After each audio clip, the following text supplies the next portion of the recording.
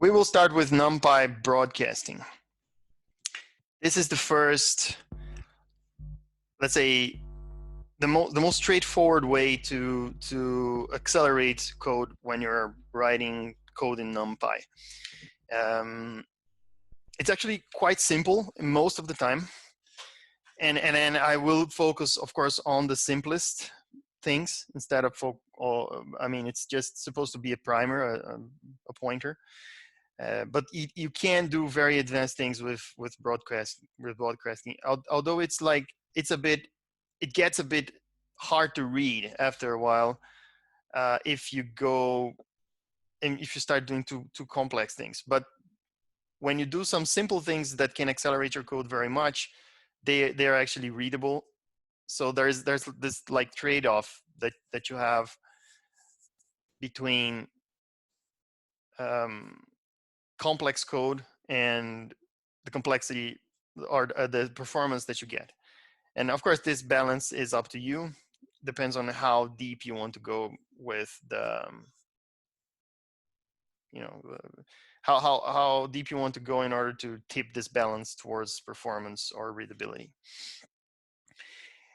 We talked a lot about NumPy vectorization in the previous lecture. So let's just make a very quick recap about what is a vectorized operation. I guess by now, hopefully, all of you are familiar with that. But basically, a vectorized operation is an operation that works on the whole vectors at the same time, right? It looks like a normal math operation, but it actually works on the whole vector at the same time.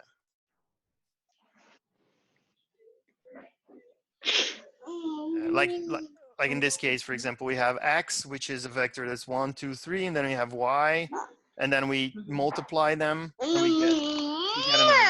we get an array of 4, 10, 18, which is basically the first element of x times the first element of y, the second element of x times the second element of y, and then so on and so forth. So you have 4, 10, and 18.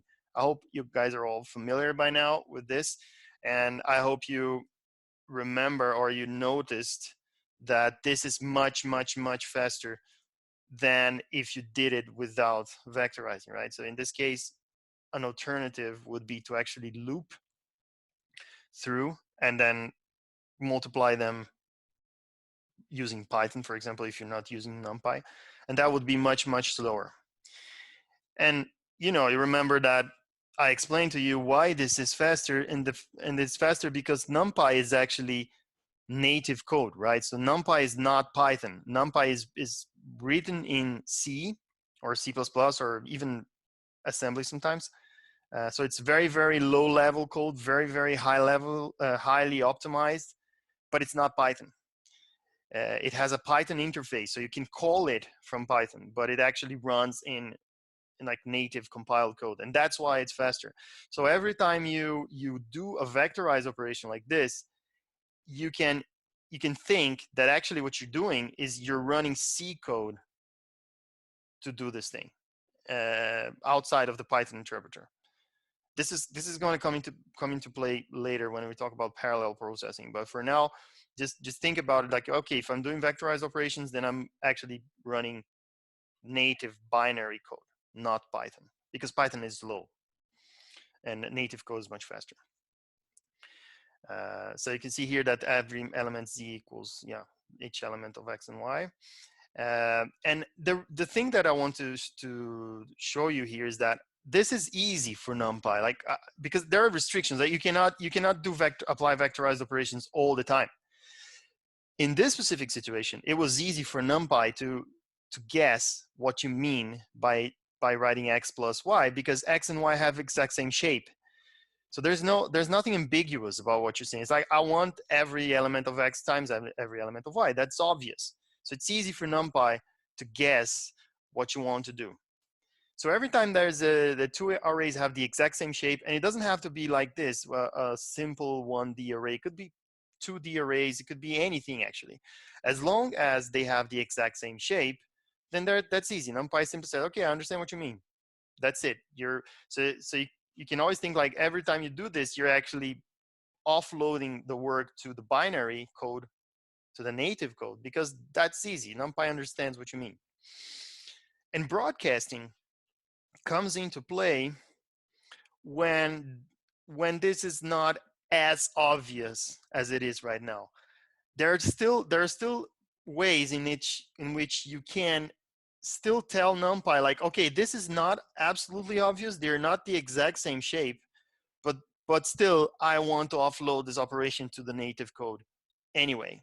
So in a way, you can even think about it as if you were compiling your loops, which is the main way that you can do to make your code run faster.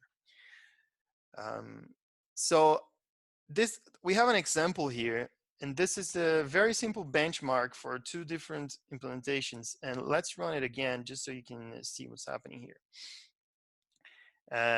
This is basically a comparison between what we just did here with a vectorized multiplication and the alternative, which would be to loop through and do the same thing, but without vectorizing. And I wanted to show you this for a couple of reasons. First, because it's easy to say, well, vectorized is faster, but you should always use the tools that you have in your disposal to check these things, because that's not always the case. If you do it wrong, then maybe you get no performance improvement, and then maybe you'll be like scratching your head, what's happening? I don't understand. I should get an improvement, and I don't. So it's always good to have the tools to perform these checks yourself. Whatever we're going to do for the rest of this lecture, we're always going to be doing checks, performance checks. And so this is one way to do that. And I wanted to introduce, I think there are a couple of new concepts here that are important to you as you go. So yeah, I have two implementations here. One is vectorized, the other isn't. I hope this is obvious. Like, this is, I don't think I need to explain this. If it isn't, then please let me know, because maybe I'm wrong and I can explain, no problem. And then I'm initializing X and Y here, both of them as large random vectors, right? So both of them have 100,000, well, not super large, but they're large-ish. 100,000 random elements. And then I'm making sure that the results are exactly the same. So I'm doing something that we call an assertion here. So I'm asserting that these two things are equal. This is, you can see here, this is not a function, right? It's like a Python built-in statement that basically what it does is, if this thing here is not true, then simply we get an error. So here what I'm doing is like, I'm taking the vectorized version, I'm taking the loop version, then I say equals. What happens here, it's not immediately obvious, but it's important for you to understand. Since both of these things are actually vectors, right? Even though this one is a loop, but still the result is an actual NumPy array. When I do this thing here, I'm basically asking if an array, which is large, like 100,000 elements, is equal to another array. And what this actually means is, again, I want to know if all the elements here are actually equal. And you know what? Just so you know, just so you see what I mean, I guess I should actually give you an example, because maybe this is not super obvious. I'm going to run this again. And yeah, so you see this print statement here resulted in this thing here. So true, true, true, true, true. What is this? This means that the first elements are, yes, the same. The second are the same. The third are the same, so on, so on, so on, until you get to the third to last, the second to last, and then the last one.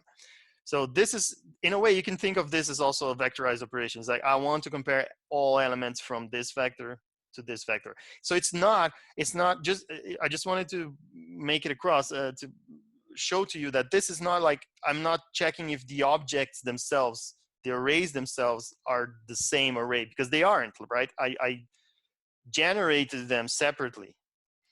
What I'm checking here is if all elements are true. So that's why I call this np.all. np.all basically checks, okay, if all elements are true, then this is true. If not, then it gives a problem. It gives an error, right? Since we didn't get an error, since the code just basically pushed through until the end, that means there was no error.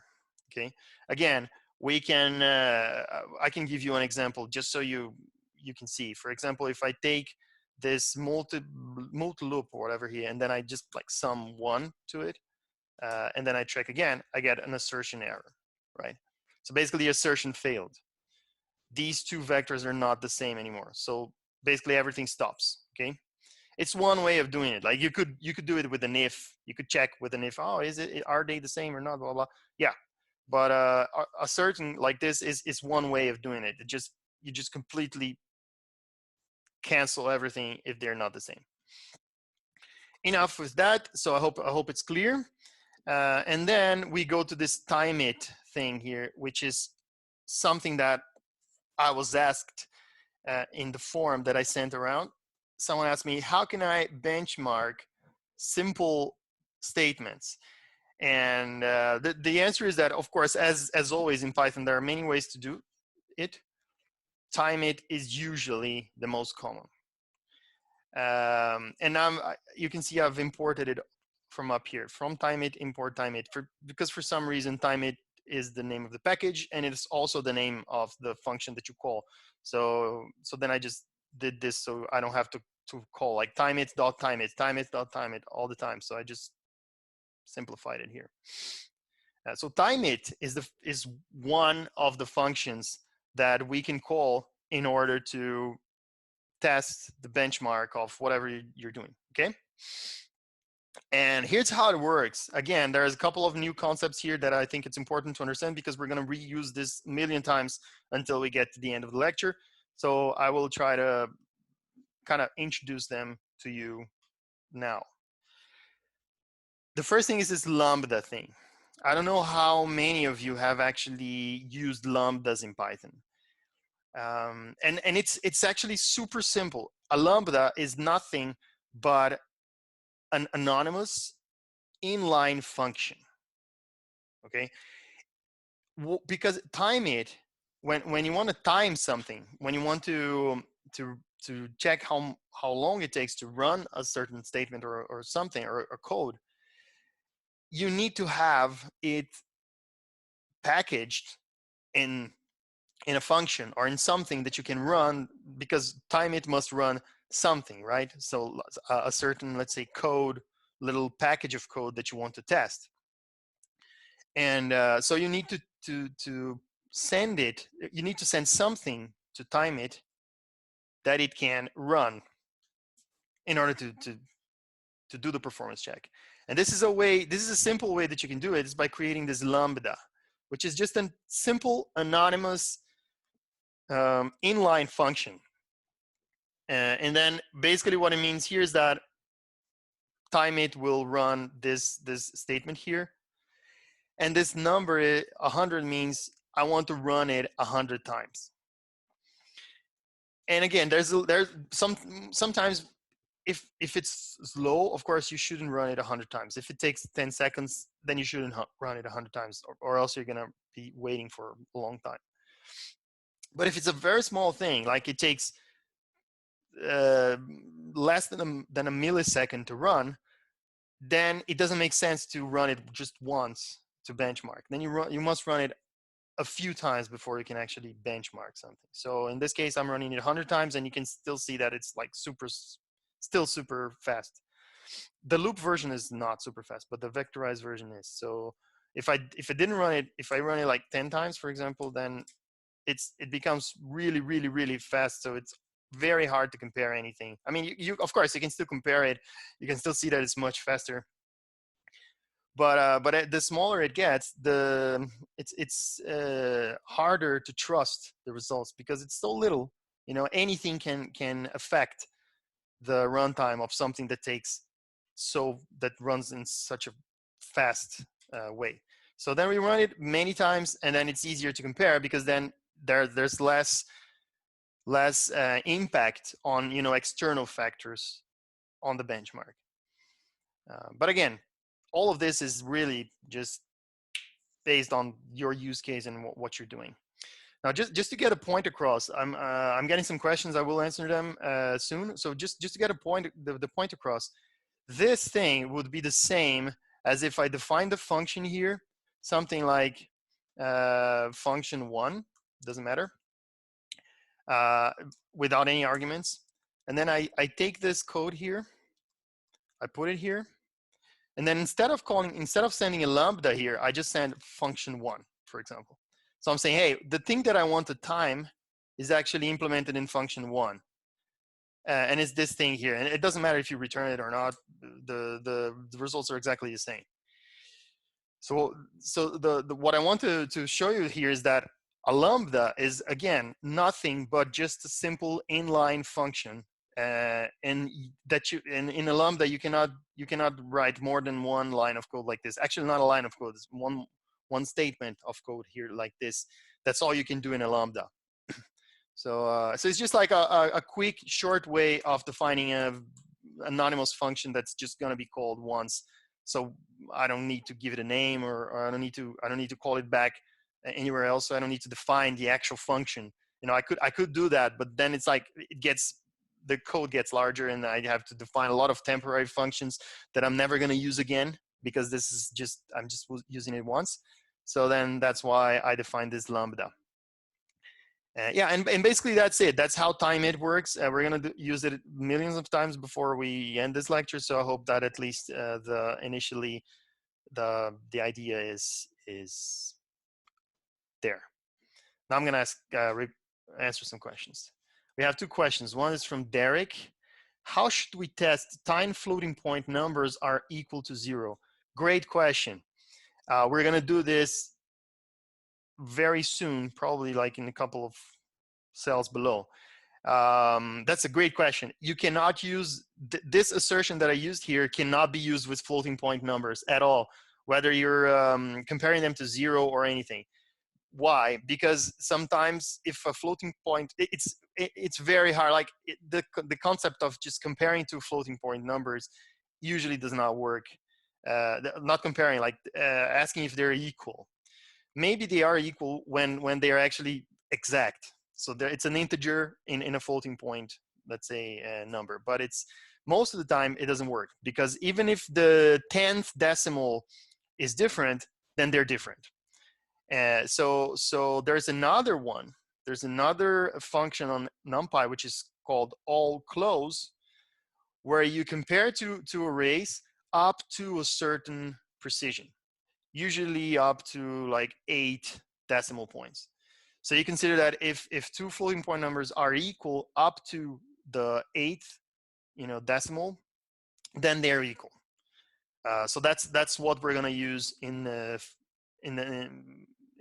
next ones. This is actually, I think, the last time that I actually compared this. And in this case, it worked. But as you will see later, for a little bit more complex operations, it won't work. Okay, this worked because this is really, really simple operation. So we're not going to use this anymore. I hope that's the question, that I answered the question correctly. Can't you just avoid lambda? So next question from David. Can't you just avoid lambda? The function is already a function, right? Yes, great question. Yes and no. Actually, you cannot avoid the lambda here. And the reason is because I need to pass it a specific set of arguments or parameters here, x and y. And in some cases, not for time_it, but in some cases, in other, we will see actually this, an example of this later. In some cases you can, because in some cases you can pass the function name, and then you can pass like a list of arguments, and then that works. If that was available for time_it, that would work, but that's not available. So for time_it, you actually have to give it like a specific statement that you want to run, period. So in this case, I cannot avoid the lambda, or I could not avoid creating like a wrapper function like this, that would do the exact same thing that the lambda does, like this, simply because I have to wrap the parameters. I have to call multivect with a specific set of parameters, x and y. So in this case, I need to wrap it around something, and that's what I did. Is that clear? I hope it's clear. If it's not, let me know. Okay, so yeah, we're gonna end up wrapping things around lambdas and functions all the time for many things.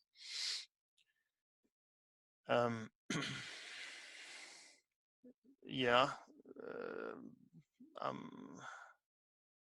yeah, Derek, please send that question is a little bit unrelated. Yeah, so either I will answer you after the lecture, or send me a message on Moodle or something like this, and then I can definitely tell you why it's not working later. So broadcasting now. Okay, broadcasting is a special type of vectorization that is available in NumPy. We already saw this before, but did not discuss it in detail. So what does that mean? I just glossed over this previously because I didn't want to get into the details. But we already saw broadcasting. Like, for example, if you do this is a super simple thing that we just did here. It's basically the same thing as did before, but y is not a vector anymore. Now y is a number, right? So y is 10. And still, NumPy lets me do that, no problem. So I take the x vector, 5, 10, 15, then I multiply it with the number, 10, and then still, NumPy still can say, okay, yeah, no problem. Even though the shapes of these two things are not the same, I still understand what you mean. I mean, I understand that you want to multiply y times every element in x.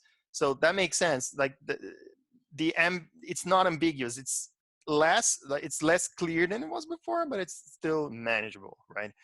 And basically, one interesting thing to think here is that y was implicitly extended to match the shape of x.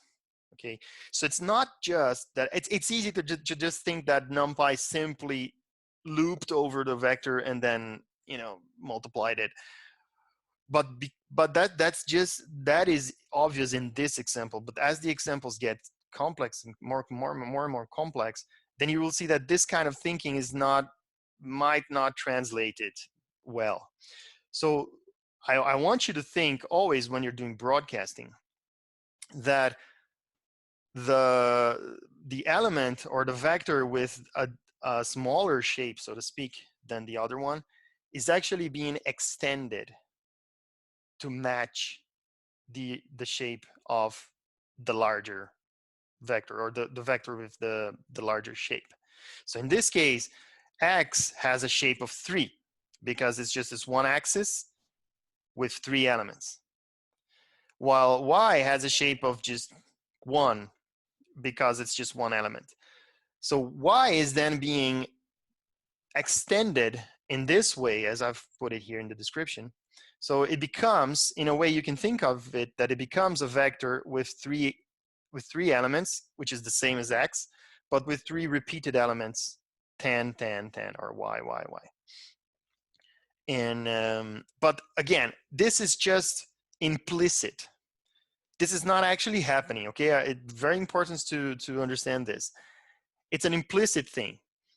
You don't necessarily, or actually not necessarily, but it's not copied in memory. Like you don't take these values and you copy them and you make a new array and then you do the vectorizing.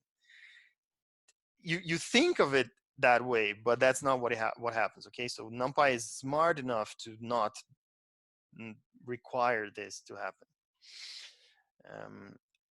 But as soon as both vectors have the same shape, even if implicitly, then the vectorized operations can be applied as usual.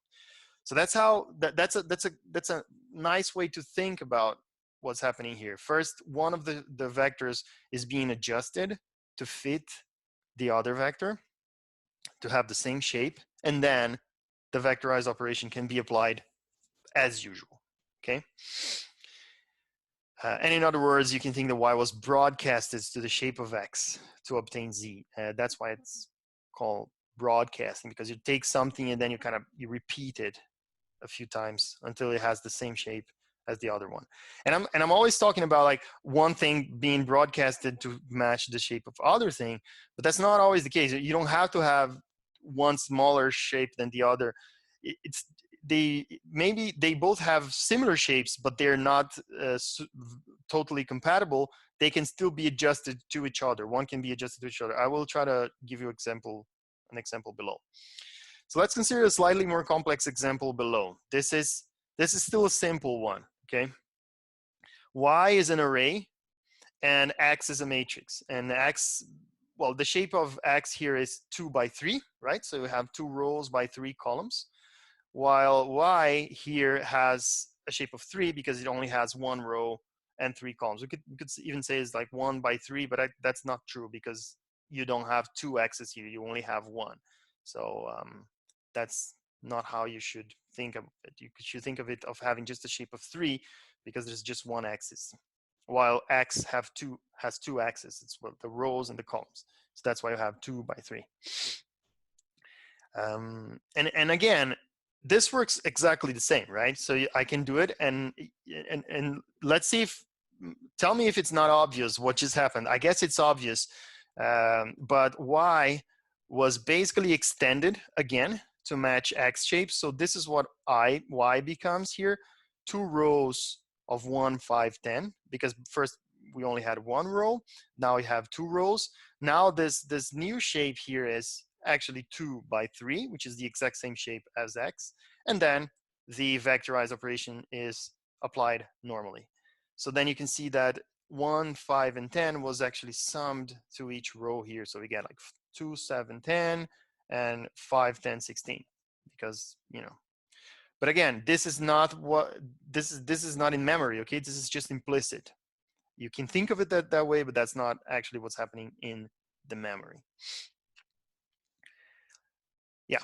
So again, this situation was relatively easy for NumPy. I will actually discuss later what exactly means being easy or not, but still, it was kind of easy because extending Y to match the shape of X was more or less straightforward. You just repeated the row once more, and that was enough to make it fit with X shape. But of course, this will get harder and harder from NumPy depending on what you do. Like for example, this fails, right? You can see that actually X here is more or less the same of what it was before, but it's transposed, right? So now you have 1, 2, 3 in the first column, and 4, 5, 6 in the second column, and then Y is the same, and I tried to do the same thing and I couldn't. So actually the message is very informative. Operands could not be broadcast together with shapes 3 and 2 and 3.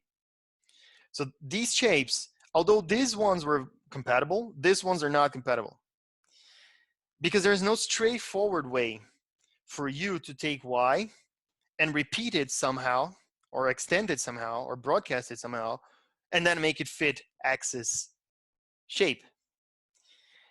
Well, and then so then you get an error. Okay, so NumPy does not. I mean, there's obviously some idea here that I guess if you do something like this, then probably what you wanted to do was to broadcast Y over the columns instead of the rows, right?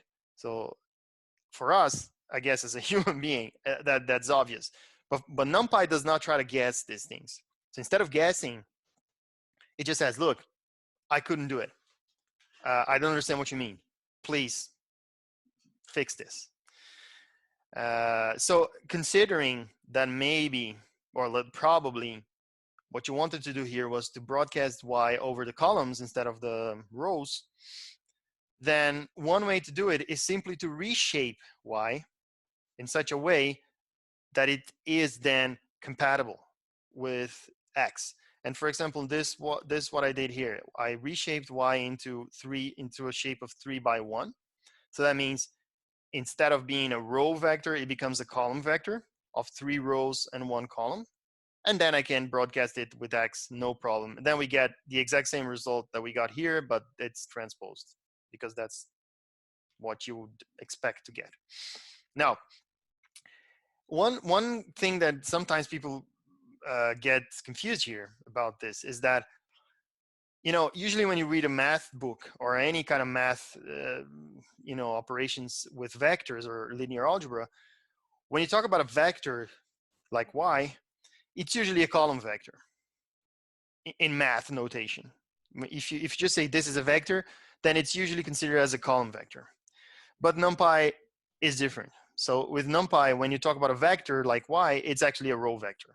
So that's why you could do this in a straightforward way. You could just take this and broadcast here, because this was considered to be a row vector. So then it was easy. So if you wanted to make y, to turn y into a column vector, then you have to reshape it like this. Okay.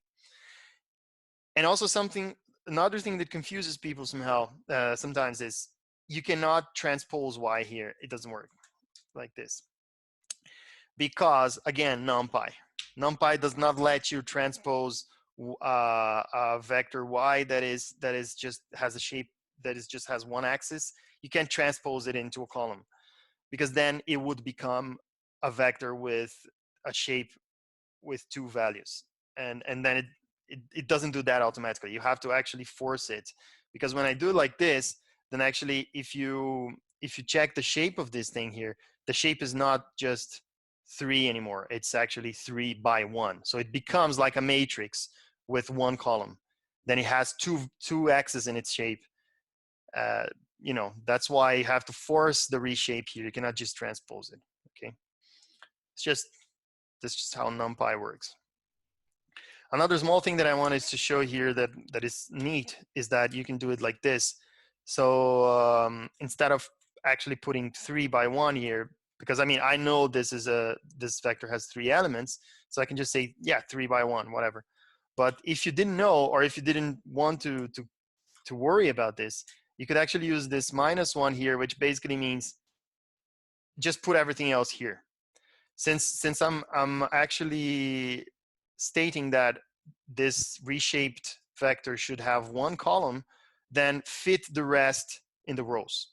And then if y had 50 elements, then you would have 50 rows, so on and so forth. Then you kind of force here NumPy to guess, okay, just put everything else in this axis that is not defined in the other axis.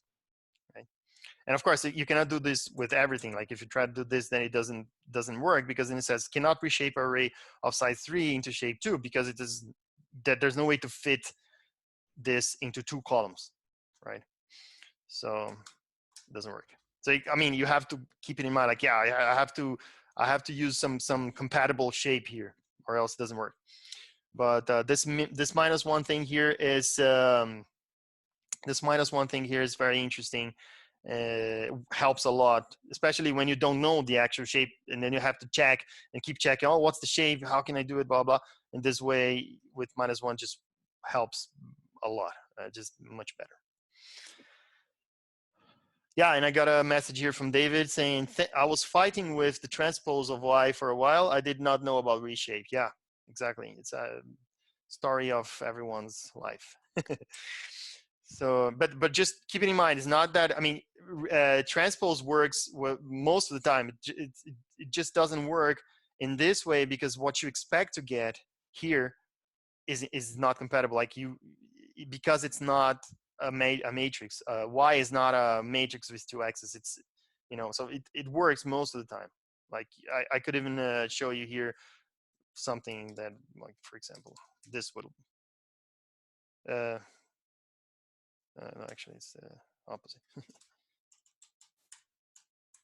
Yeah, so this, for example, would work. See, I don't know if you understand the difference here, but like, because when I do this, actually y stays exactly the same. It's 1 row and 3 columns in the same way as it is here, but now it has 2 axes. So now it's actually a matrix with 1 row and 3 columns, not a vector anymore. And then you can transpose it, because then NumPy understands that the result of the transpose is still a matrix, but not, you know, not in general. So let's just keep it as it is.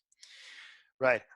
Then broadcasting is not only a way to write clean and shorter code, but it has the speed advantages of vectorized code. So basically, when you broadcast, you're not just broadcasting to make things easier to read, which is one nice effect. Like, of course, when you do this x plus y, that is, you know, much better than if you were to run like, oh, for I in range, the length of x, then blah, blah, blah, you know, it's, multiply every row of x against my vector, blah, blah, blah. That becomes a little bit like big. And so, yeah, there's a nice little, you know, side effect here that you get readable code. But that's not why you do it. You do it because of the performance, of course. That's the lecture of today is about that. So obviously, when you do this, you're actually, again, offloading all the work to the native code. So basically you're saying, look, instead of looping, again, let's look at the simple example. Instead of looping through the rows of x and multiplying y by each row, because I could do that easily, because then each row of x has the same shape of y, so I could just multiply them straight away. What you're actually doing when you do this is you're compiling, in a way, your loop. Because, I mean, again, let's say, yeah, NumPy is still looping. It's not, more or less. But what you're doing, basically what you're doing is saying, instead of doing the loop here in Python, I'm going to offload it to the native code. And that's where you get the performance improvements. So let's do a benchmark here. Again, now we're still, we're again going to use all the stuff that we used before, assertions, lambdas and everything. Drop me a question if you don't understand something that's happening here, okay? So let's think about what's happening here. I have a vectorized version of the multiplication. So just, it's a multiplication now, it's not a sum anymore. So x times y.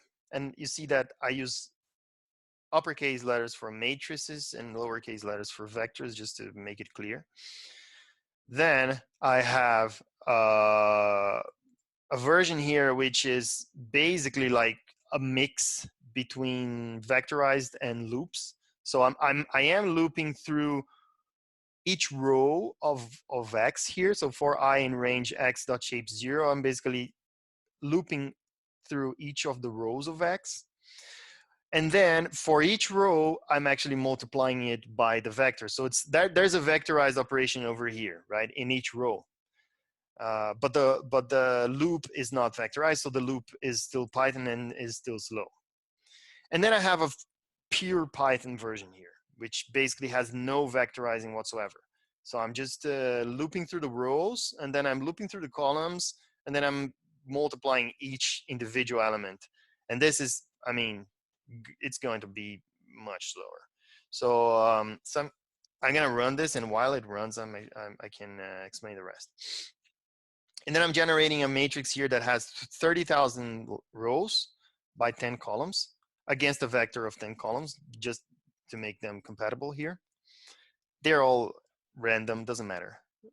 But this looks like a data set, right? Like this could be a data set that you get 30,000 instances and 10 features, for example. This is the same format that you would get in basically any data set out there. Then, of course, there are the assertions here. I just want to make sure that they're the same. And again, here, I'm still using this NP all here, but we're going to move on from this in a while, just because this is very simple and it works. So I'm checking if the vectorized is the same as the loop vectorized. And then I'm checking if the vectorized is the same as the loop. And again, this is kind of like an obstacle. If something is wrong, just stop here. If it doesn't stop here, then that's because it works. And then the benchmarks, right? So again, the same as we did before. The vectorized version, the loop plus vectorized version, and the loop, pure Python loop version. So you can see here, that's a very, very nice comparison. The vectorized version, well, you know, these are the actual values in seconds of running this thing. Each one of them was executed 100 times. And the results are really, really incredible. When you have the purely vectorized version, so yeah, the loop plus vectorized version was 73 times slower, and the loop version was 320 times slower.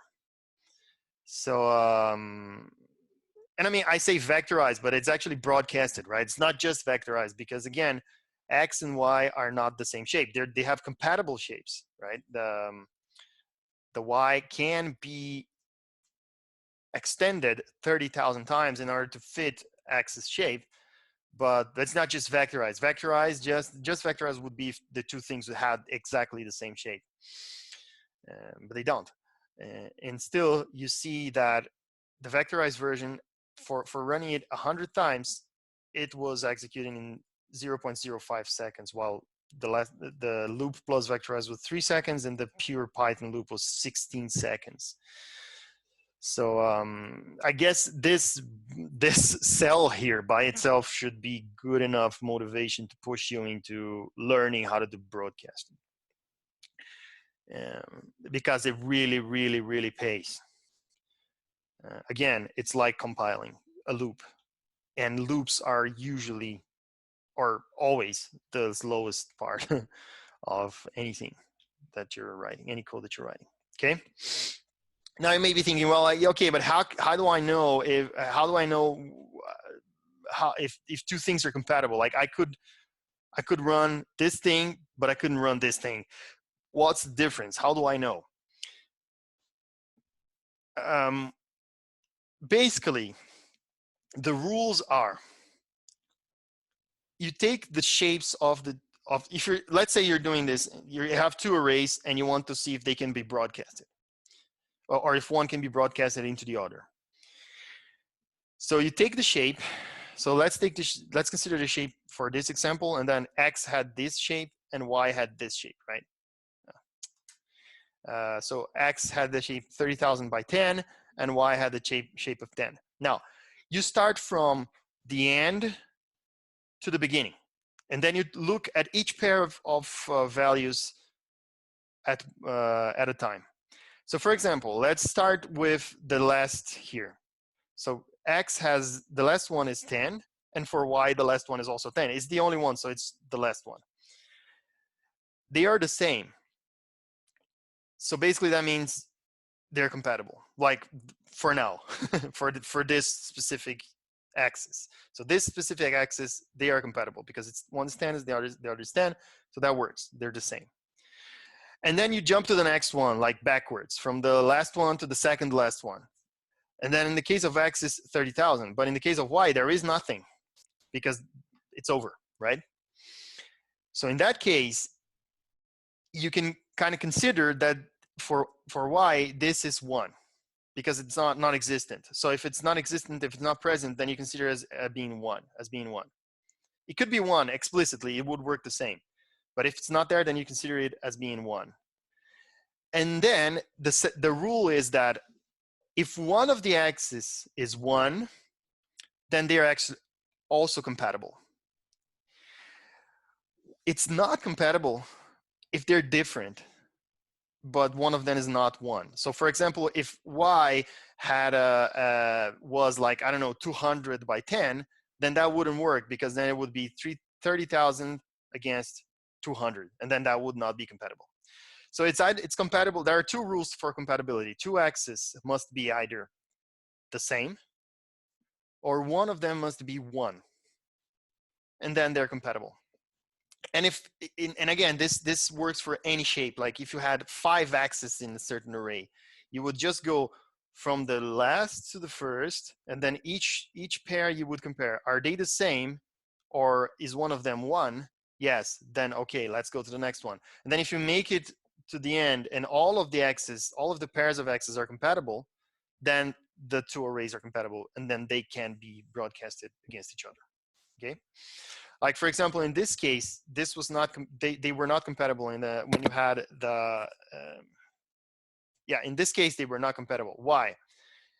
This shape is 3 by 2 and this shape is 3. So the first time you try to compare, like you take the last one here is 2 and the last one here is 3, they're not the same, and one of them and neither of them are 1, so they're not compatible, period. That's it. The whole thing stops and nothing is done. Okay. Now, you may be thinking, well, okay, if they're the same, I can understand. But what happens, why is it that it's compatible when one of them is 1? Well, it is compatible when one of them is 1, because that is exactly where the vector will be extended. So for example, in here, you have 30,000 by 10, and then here you have only 10, but like I said, if it's not present, then you consider it as 1.